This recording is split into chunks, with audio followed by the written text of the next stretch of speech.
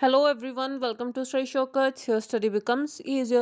ਤਾਂ 3704 master cadre ਦੇ related ਇੱਕ ਨਵਾਂ ਨੋਟਿਸ ਜਿਹੜਾ ਜੀ ਉਹ ਜਾਰੀ ਹੋ ਚੁੱਕਿਆ ਤੇ ਉਸ ਦੇ ਰਿਗਾਰਡਿੰਗ ਇਨਫੋਰਮੇਸ਼ਨ ਲੈ ਕੇ ਆਪਾਂ ਤੁਹਾਡੇ ਲਈ ਇਹ ਵੀਡੀਓ ਲੈ ਕੇ ਆਏ ਹਾਂ। ਤੁਸੀਂ ਦੇਖ ਸਕਦੇ ਹੋ ਹੁਣੇ ਇਹ ਜਿਹੜਾ ਵੈਬਸਾਈਟ ਤੇ ਉਹ ਜਿਹੜਾ ਅਪਲੋਡ ਕੀਤਾ ਗਿਆ ਨੋਟਿਸ ਹੈ।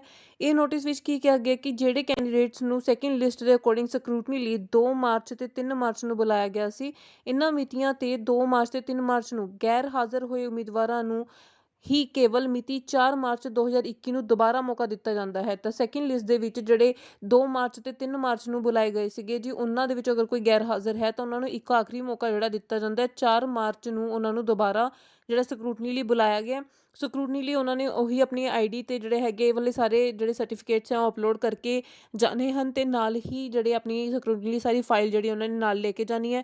ਪੜਤਾਲ ਫਾਰਮ ਜਿਹੜਾ ਹੈਗਾ ਉਹ ਵੀ ਡਾਊਨਲੋਡ ਕਰਕੇ ਫਿਲ ਕਰਕੇ ਉਹਨਾਂ ਨੇ ਲੈ ਕੇ ਜਾਣਾ ਹੈਗਾ। ਤੇ ਜਿਹੜੇ ਵੀ ਕੈਂਡੀਡੇਟਸ ਐਬਸੈਂਟ ਰਹੇ ਆ 2 ਮਾਰਚ ਤੇ 3 ਮਾਰਚ, ਉਹਨਾਂ ਨੂੰ ਇੱਕ ਹੋਰ ਮੌਕਾ ਦਿੰਦੇ ਹੋਏ 4 ਮਾਰਚ ਨੂੰ ਕੱਲ ਸਕਰੂਟਨੀ ਲਈ ਜਿਹੜਾ ਉਹ ਬੁਲਾਇਆ ਗਿਆ। ਇਹ ਵੀਡੀਓ ਨੂੰ ਪਲੀਜ਼ ਵੱਧ ਤੋਂ ਵੱਧ ਸ਼ੇਅਰ ਕਰੋ ਤਾਂ ਕਿ ਜਿਹੜੇ ਵੀ ਗੈਰ ਹਾਜ਼ਰ ਰਹੇ ਆ ਉਹਨਾਂ ਤੱਕ ਇਨਫੋਰਮੇਸ਼ਨ ਜਿਹੜੀ ਪਹੁੰਚ ਸਕੇ, ਕਿਉਂਕਿ ਬਹੁਤ ਲੇਟ ਨਾਈਟ ਜਿਹੜੀ ਇਨਫੋਰਮੇਸ਼ਨ ਆਈ ਹੈ ਤੇ ਕੱਲ ਹੀ ਉਹਨਾਂ ਨੂੰ ਸਕਰੂਟਨੀ ਲਈ ਬੁਲਾਇਆ ਗਿਆ। ਤੇ ਵੱਧ ਤੋਂ ਵੱਧ ਸ਼ੇਅਰ ਕਰੋ ਤਾਂ ਕਿ ਸਭ ਤੱਕ ਇਹ ਯੂਜ਼ਫੁਲ ਇਨਫੋਰਮੇਸ਼ਨ ਜਿਹੜੀ ਉਹ ਪਹੁੰਚ ਸਕੇ। Thank you.